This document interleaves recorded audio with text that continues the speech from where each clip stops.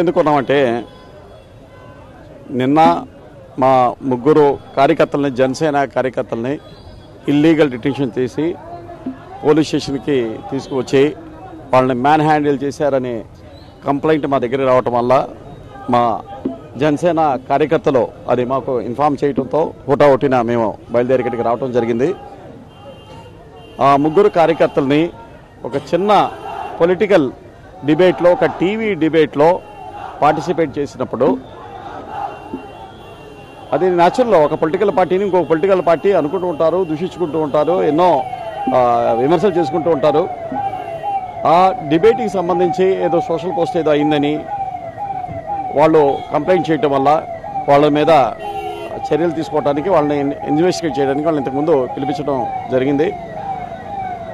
అది దానికి కనెక్టెడ్గా ఈరోజు మళ్ళీ ఇద్దరిని తీసుకురావటం, నిన్న సాయి నందన్ లేళ్లా అనే మా కార్యకర్తని ఎర్రబాలెం నుంచి అరెస్ట్ చేసి ఇక్కడ తీసుకురావడం జరిగింది. అలానే వనం శ్రీహరి భీమవరం నుంచి వాళ్ళని ఈరోజు ఉదయం ఇక్కడికి పిలిపించి ఇక్కడికి ఇన్వెస్టిగేషన్ కూడా తీసుకొచ్చేసి వాళ్ళు ఇల్లీగల్ డిటెన్షన్ చేశారు.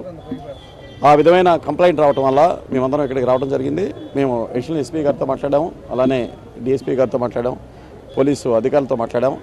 మీరు ఇలా రాజకీయంగా ప్రేరేపిత కేసుల మీద, రాజకీయ ప్రేరేపిత డిబేట్ల మీద మీరు ఇలా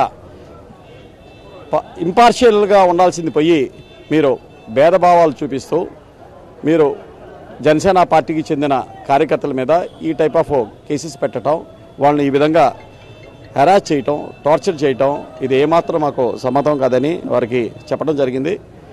వారిని, మా కార్యకర్తల్ని కొట్టి సీరియస్గా ఇంజ్యూర్ చేసి హాస్పిటల్ కూడా వెళ్ళిన వీడియోలు సర్క్యులేట్ అవుతున్నాయి. అవి వాళ్ళ నోటీస్కి తీసుకొచ్చాము. అటువంటిది ఏమీ జరగలేదని పోలీసు అధికారులు చెప్తున్నారు. వాళ్ళని, మా కార్యకర్తల్ని కొట్టే రైట్ పోలీసులకు లేదు, మ్యాన్ హ్యాండిల్ చేసే రైట్ లేదు, ఇల్లీగల్ డిటెన్షన్ చేసే రైట్ వాళ్ళకి లేదు. 24 అవర్స్లో మ్యాజిస్ట్రేట్ ముందు ప్రొడ్యూస్ చేయాల్సిన రెస్పాన్సిబిలిటీ పోలీసులకు ఉంది. అవన్నీ పోలీసులతో మాట్లాడటం జరిగింది. వారు మేము చేసిన డిమాండ్ ప్రకారం ఇప్పుడు మా కార్యకర్తలని ఎవరినైతే వాళ్ళు డిటెన్షన్లోకి తీసుకున్నారో వాళ్ళని ఇమీడియట్గా మీకు చూపిస్తాము, మీ నాయకుల్ని పంపించండి అని వాళ్ళు మాతో చెప్పడంతో మేము ఇప్పుడు మా 5 నాయకుల్ని అక్కడ పంపించడం జరిగింది. వాళ్ళు చూసి వచ్చి మాకు చెప్తారు వాళ్ళ కండిషన్ ఎలా ఉన్నది ఏంటి అన్నది. వాళ్ళు ఇమీడియట్గా వాళ్ళని మ్యాజిస్ట్రేట్ ముందు ప్రొడ్యూస్ చేసి వాళ్ళని రిలీజ్ చేయమని మేము డిమాండ్ చేయడం జరిగింది. ఆ విధంగానే వాళ్ళు మ్యాజిస్ట్రేట్ ముందు ప్రొడ్యూస్ చేసి ఫాలో అప్ యాక్షన్ చేస్తామని మాకు అష్యూరెన్స్ ఇచ్చారు. దాని గురించి మేము ఇక్కడ వెయిట్ చేస్తున్నాం. For more updates, please subscribe 99 TV Telugu.